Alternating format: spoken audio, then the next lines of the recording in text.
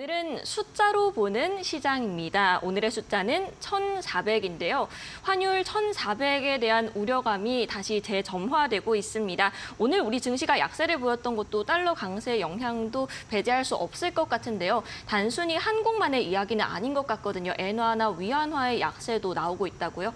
그렇습니다. 그나마 이제 그게 뭔가 우리 시장이 버틸 수 있는 위안이 되지 않을까 네. 이런 말씀 좀 드리고 싶은데 만약에 우리만 이렇게 약세 흐름이 있다라면 이건 뭔가가 있는 거 아니냐 이렇게도 볼 수 있는데 뭐 다행인지 불행인지 몰라도 뭐 위안화도 그렇고 또 엔화도 다시 또 160엔 돌파를 시도하는 이러한 모습 속에서 동반해서 약세를 보이니까 그나마 비빌 언덕이 있다 네. 이렇게도 볼 수가 있겠습니다. 그럼에도 불구하고 각국의 우리 아시아 통화들이 이렇게 약세 흐름을 보이는지 또는 달러 대비해서 다른 이종 통화들이 이렇게 약세를 보이는지 그 이유를 간략하게 좀 정리를 좀 해볼 필요가 있겠는데요. 우리나라 같은 경우에는 사실 이 수출이 지속적으로 우상향을 보여주고 있기 때문에 네. 또 무역 흑자도 계속 나오고 있고요. 이러한 부분에서 수출이 호조가 되고 달러화가 우리나라로 유입이 될 경우에는 전통적인 방식에서는 원화의 강세 현상이 지속이 되는 게 맞습니다. 네. 그럼에도 불구하고 굳이 또 이유를 댄다라면 어떤 국내 정치적인 거 그리고 북한과의 어떠한 뭐 북러시아와의 정상회담을 통한 여러 가지 이런 얘기들 군사 원조와 관련된 부분들이 지속이 된다라면 우리도 뭐 우크라이나에 뭐 무기 지원을 하겠다 뭐 이런 얘기들 하면서 이제는 마치 무슨 러시아와 우리가 또 확전되는 듯한 뭐 이런 어떠한 그 지정학적인 리스크가 불거지고 있다라는 것도 뭔가 좀 부담스럽게 작용이 되고 있는 요인이 아니겠느냐 이렇게도 볼 수가 있겠고 또 일본은 일본대로 지금 좀 난감해요. 기시다 총리가 역대 내각 중에서는 최저의 지지율을 보여주면서 과거 같으면은 뭐 바로 뭐 총리 물러나고 의회 해산되고 뭐 이런 어떠한 구도로 가는 거 아니겠습니까? 그럼에도 불구하고 버티면서 뭔가를 이렇게 하려고 하는데도 좀처럼 지지율이 올라오지도 못하고 또 일본 통화 정책도 어떤 면에서는 엔화의 약세를 용인하는 듯한 이러한 모습을 보여주면서 정책적으로도 여러 가지 좀 시장에서 원하는 대로 가지 못하고 또 하나 공교롭게도 미국에서 우리는 관철 대상국에서 빠졌지만은 환율 조작과 관련된 관찰 대상국에 일본을 다시 또 집어넣고 워치하겠다고 그랬단 말이에요. 그렇죠. 이 얘기는 거꾸로 얘기하면은 야 니네 애나 160엔 간다고 뭐 어쩌고저쩌고 하지 말어. 이런 거 무언의 압박 아니겠느냐. 결국은 엔화와도 우리가 연동이 될 수밖에 없는 흐름인데 그런 요인도 좀 작용이 되고 있다라고 볼 수가 있겠고 결국 또 하나 이제 위안화 아니겠습니까? 상당히 위안화와의 상관도라든가 이런 게 높아지고 있는데 중국 같은 경우에는 뭐 워낙 두들겨 맞고 있잖아요, 지금. 네. 뭐 미국뿐만이 아니라 유럽 쪽에서도 뭐 관세 전쟁을 다시 일으키고 뭐 캐나다도 2차 전지와 관련된 관세를 하겠다. 뭐 독일 뭐 전체적으로 지금 미중 간의 이러한 어떤 무역 전쟁이 확산되는 이러한 모습 속에서 나름대로의 돌파구는 어떤 식으로든 위안화를 절하를 시켜서 수출이라도 조금 더 늘리겠다. 뭐 이런 흐름이 되다 보니까 전격적으로 뭐 위안화 환율 고시도 약세 흐름으로 이렇게 진행되고 있는 이러한 모습들이 전반적으로 좀 불안정한 이러한 모습을 보여주고 있다라고 볼 수 있겠고 유럽은 유럽대로 또 난리란 말이죠. 그렇죠. 지금 뭐 총선을 앞둔 뭐 프랑스도 그렇고 영국도 그렇고 또 경기 침체에 더 이상 못 참겠다 해서 EU에서도 처음으로 지난 6월 달에 금리 인하를 단행했지 않습니까? 네. 그 이전에 뭐 스위스라든가 스웨덴도 그렇고 캐나다도 그렇고 전체적으로 다 금리를 인하하는 이러한 모습을 보여주다 보니까 자연히 유로화가 약세될 수밖에 없는 이러한 각국의 어떤 면에서는 정책적인 그런 흐름이라든가 통화와 관련해서 절하 기조를 유지시키려는 이러한 모습들이 나타나면서 한마디로 얘기하면은 이종 통화들의 약세 흐름보다는 달러와의 강세 기조가 계속해서 유지되고 있는 이러한 모습이다라고 오히려 보시는 게 좋지 않을까 이런 말씀도 좀 드리겠습니다.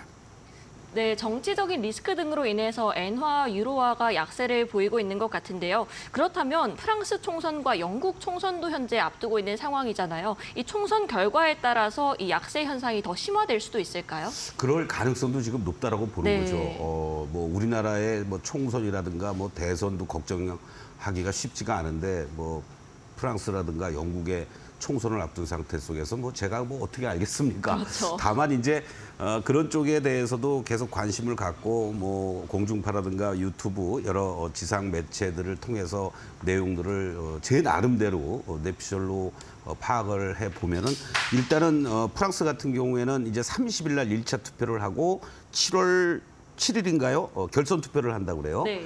극우 정당을 이끌고 있는 루펜이 승리를 장담하고 있고 반면에 이제 오히려 우리가 무슨 뭐 독일 나치즘을 따라가는 거 아니다 하면서 오히려 프랑스 내에서는 극우 정당의 어떠한 그 집권을 저지해야 된다라고 하면서 지금 다른 표심들이 지금 몰려들고 있다고 합니다. 네.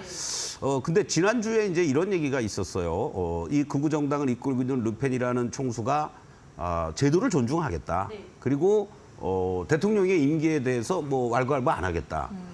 지금 뭐 말로는 2027년까지가 마크롱 대통령의 임기로 알고 있습니다. 2027년 5월인데요. 또 마크롱 대통령도 지금의 상황에서는 내가 총선밖에는 마땅한 돌파구가 없다. 네. 그 승부수를 던진 거고 만약에 뭐 요구를 한다 그래도 나는 임기 끝까지 지키겠다. 이렇게 되면은 어떤 면에서는 이 무정부는 아니더라도 뭐 식물 대통령이 되는 게 아니냐. 네. 의회를 뭐 제대로 컨트롤할 수 없는 그런 어떠한 상황이 되고 집권 여당이 뭐 참패를 당하는 이러한 모습들 아니냐. 근데 이 부분은 결선 투표까지 우리가 좀 봐야 되겠고 다만 그런 경제적인 흐름이라든가 이런 요인들이 정치적인 불확실성으로서 가중이 된다라고 했을 경우에는 뭐 경제가 뭐 제대로 돌아가겠습니까?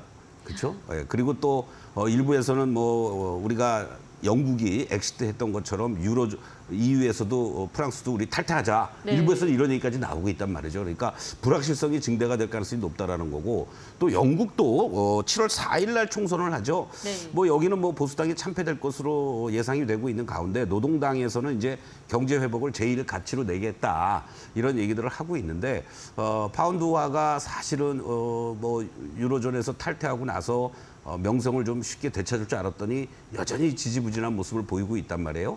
이러한 부분도 결국은 유로화를 중심으로 뭐 파운드화도 뭐 강세로 바로 반전되기에는 좀 힘들지 않겠느냐. 그렇기 때문에 달러와의 강세 기조가 오히려 더 이어질 가능성이 높다라는 견해가 좀 많이 팽배해 있다. 이렇게 좀 보시면 좋을 것 같습니다. 네, 유럽에서 예정되어 있는 총선 일정들 잘 살펴보시면 좋겠고요. 계속해서 달러화의 강세라고 강조를 해주셨는데 당분간은 그럼 이 기조가 이어질 거라고 보시나요? 지금 현재 상황에서는 이제 그렇게 보고 있고요. 네. 다만 이제 우리가 아까 좋은 질문도 해주셨는데 왜 뭐 프랑스라든가 영국 이런 총선에 대해서도 우리가 확인을 해야 되는지 이 달러 인덱스라고 여러분들 많이 이제 얘기들을 하잖아요. 네. 결국은 달러가 이제 기축 통화니까 그걸 기준으로 했을 때 비교 대상이 없는 거 아닙니까? 그러다 네. 보니까 그래도 경제적으로 안정화되고 통용화되고 있는 주요 국가국 6개국의 통화들을 이제 비율별로 해서 1대1로 맞춰놓고 100을 기준으로 했을 때 100 이상으로 가면 달러화 강세, 100 이하로 가면 달러화의 약세 이렇게 네. 이제 우리가 얘기를 하는데 결국은 그렇다면 이 달러 인덱스를 구성하고 있는 6개국의 통화의 비중들을 한번 우리가 볼 필요가 있습니다. 지금 화면에 나가고 있겠는데요. 제일 100을 기준으로 했을 때 제일 많은 비중이 차지하고 있는 게 유로화가 57.6% 그리고 엔화가 13.6%입니다. 파운드화가 11.9%. 이 세 개국의 통화들을 합쳤을 경우에 80%가 넘는다는 얘기죠. 네. 그러면 결국은 이 세 개 통화가 지금 다 약하잖아요. 그렇죠. 그러니까 당연히 달러화는 거꾸로 강세를 보일 수밖에 없는 그런 흐름이다라고 이제 보시면 되겠고 거기에 이제 캐나다 달러가 9.1%, 스웨덴 코로나화가 4.2% 그리고 스위스 프랑화가 3.6%의 비중을 차지하고 있습니다. 그래서 100을 구성으로 해서 달러화가 이 통화들과 어떻게 연관이 되느냐. 이 중에서 예를 들어서 엔화라도 조금 더 뭐 135엔대 나온다든가 뭐 150엔대라도 나온다든가 뭐 이런 어떤 흐름들이 나와주거나 유로화가 좀 강세로 반전이 된다라면은 달러화의 강세가 조금 꺾일 수도 있는 그런 흐름인데 지금 이런 흐름들이 나타나지 못하고 있고 또 더더군다나 미국의 경제 성장에 대한 여러 가지 논란도 있긴 하지만은 계속 우상향을 잘 보여주고 있다라는 거. 네. 그러다 보니까 금리도 뭐 2번 하느냐 3번 하느냐 하다가 한 번밖에 안 할 거야 이렇게 되면서 금리 시기도 지금 지연이 되고 있잖아요. 맞습니다. 이러한 요인들이 결국은 달러와의 강세를 계속해서 나타나게 할 수 있는 흐름 아니겠느냐라고 보는데, 다만 지금 달러 인덱스 흐름을 잠깐 좀 보시겠습니다. 지금 일봉의 차트를 지금 보고 계시는데요. 사실은 작년 10월 달에 이때 시점만 해도 달러와의 고공행진 속에서 107까지 갔던 이러한 모습들이었습니다. 이 자리에서 이때가 이제 바로 미 국채 수익률이 진짜로 5% 돌파하는 거 아니냐, 네. 이런 걱정도 있었던 그 흐름인데, 이 107을 넘어가면서 우리가 차트상으로는 쌍봉의 패턴을 그리면서 급격하게 이제 야, 금리 그렇게 우리 인하할 거야, 그리고 뭐 금리 인상 이런 거 없어 하니까 이렇게 이제 달러화가 다시 안정을 찾아주는 모습을 보여주었고, 네. 그리고 지난번에도 한번 말이죠, 바로 4월 달이었죠. 이때도 한번 움직여 주었었습니다만 이때는 106을 중심으로 해서 저항받고 이 104에서 지지력을 보여주는 이러한 모습을 보여주었습니다. 그러니까 이 달러 인덱스의 모습도 나름대로 우리가 여러분들이 뭐 지수를 보든 또는 종목을 보더라도 저항대가 어디에 있는지 또는 지지라인이 어디에 있는지를 확인해 볼 필요가 있잖아요. 네. 그런 측면에서 달러화의 기준으로 봤을 때는 이 106.50을 중심으로 해서 107 라인이 저항으로 작용이 되느냐 아니면 이것이 돌파가 되느냐, 이것을 우리가 이제 확인을 해야 되지 않을까, 이 말씀을 좀 드리겠고, 그나마 다행스러운 것은 미 국채 수익률은 여전히 금리 1회 인하에 대한 이러한 요인들이 작용이 되면서 4.2%대에서 안정적인 모습을 보여주고 있다라는 거, 그리고 또 2개월 연속 우리가 CPI, PPI 하락한 걸 확인했고, PC 물가도 특히 PPI와 쉽게 연동이 잘 되는 이러한 모습들인데, 이번에도 하락할 것으로 이렇게 전망이 되고 있다는 것을 감안하면 이러한 부분들이 달러와의 강세를 조금은 저지시킬 수 있는 이런 요인으로 작용되지 않을까, 이런 말씀을 좀 드리겠습니다. 네, 미국의 경제 성장과 금리 인하 전망에 따라서 강달러 기조는 한동안은 이어질 것으로 보이고요. 앞서 PC에 대해서도 설명을 해주셨는데, 이 PC 외에도 이번 주에는 올해 의결권을 갖고 있는 연준 위원들의 발언들도 여러 예정되어 있는 걸로 알고 있습니다. 이에 따른 영향은 없을까요? 저는 사실은 이제 연준 위원들이 일부에서는 지금과 같은 뭐 소비자 물가지수 하락이라든가 굴스비 총재 네. 같은 경우도 그렇잖아요. 금리 인하할 여지가 있다, 네. 이런 얘기 하고 있잖아요. 그리고 또 제일 중요했던 것이 이제 파월 의장의 속내였는데, 금리 인하 1회를 점도표에서 하긴 했지만 그것이 다 뭐 정가의 보도가 아니다. 네. 한마디로 얘기하면 뭐 언제든지 바뀔 수 있는 거고, 그거에 의존할 필요가 없고 앞으로 나오는 데이터들이 중요하다, 이런 얘기를 계속 하고 있다는 걸 감안하면 일부 매파적인 연준 위원들의 발언이 있긴 하더라도 뭐 시장에서 그렇게 그 부분이 영향을 미칠 만한 그런 요인은 아니고, 네. 우리는 숫자를 가지고 본다고 했을 때 국채 수익률이 다시 또 4.4 이상으로 넘어가느냐, 또는 달러화가 지금 현재 같은 구도 속에서 106에서 또는 107 이상 넘어가느냐, 그 부분을 우리가 주목해 볼 필요가 있지 않을까, 이런 말씀을 좀 드리겠습니다.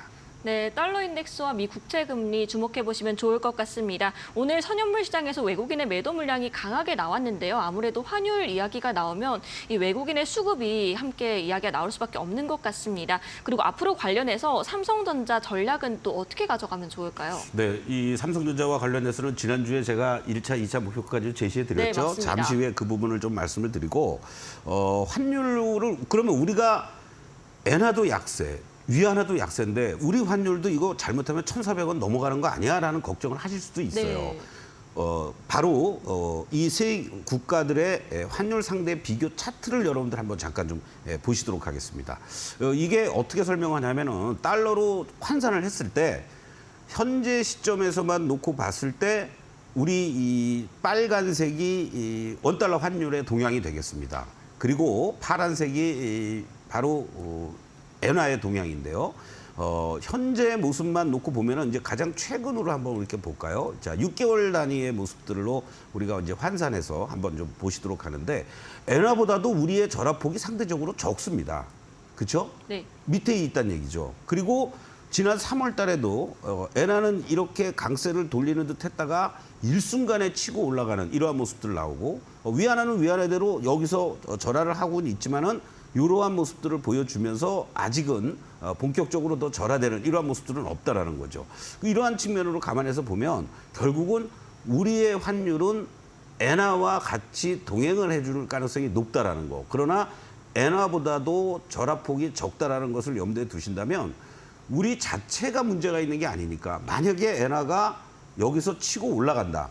엔화도요. 지금 현재의 모습만 놓고 보시면 바로 이 160엔대니 대단히 중요한 자리에 놓여져 있습니다. 네. 그래서 이 엔화의 모습들을 여러분들 잠깐 좀 보시면 어떠한 흐름으로 진행이 되냐면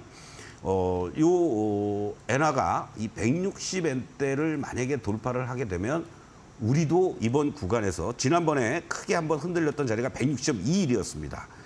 이 자리가 지금 돌파되느냐 안 되느냐의 그런 위치에 있는데 우리도 160이 만약에 돌파가 돼준다면 1,400원 일부도 돌파되지 않겠느냐. 네. 이것도 우리가 좀 염두에 두셔야 되는데 한 가지 여기서 우리가 확인해야 될 거는 우리가 내부적으로 뭐 지정학적 리스크가 크게 불거지고 뭐 외환 보유고가 급감을 하고 그런 게 전혀 지금 아니란 말이죠.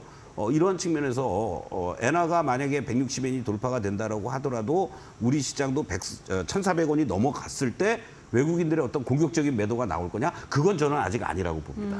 그러한 쪽으로 여러분들이 염두에 두시고 오늘 같은 날도 외국인들이 선물해서 1조 원 넘게 매도하는 듯다가 5, 6천억대로 감소를 시켰단 말이죠. 맞습니다. 그리고 삼성전자와 관련된 공격적인 매도가 나오는 듯 했지만은 결과적으로는 삼성전자가 8만 원에 대한 이 지지력을 잘 보여주었다라는 거예요.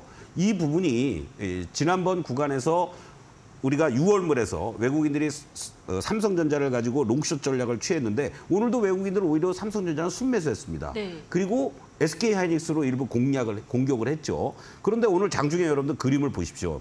제가 말씀드렸듯이 이 라인들을 중심으로 해서 오히려 이격을 좁히는 과정이 자연스럽게 거꾸로 보면은 이게 개별 종목이라고 봤을 때 여러분들이 이 자리에서는 오히려 사야 될 자리가 돼버린 거예요. 이렇게 이격을 좁히면서 움직여 주었다라는 거. 그리고 시그널선도 이중 바닥을 이렇게 형성해 주었고 추세를 잡아주는 다이아가 잘 올라오고 있고.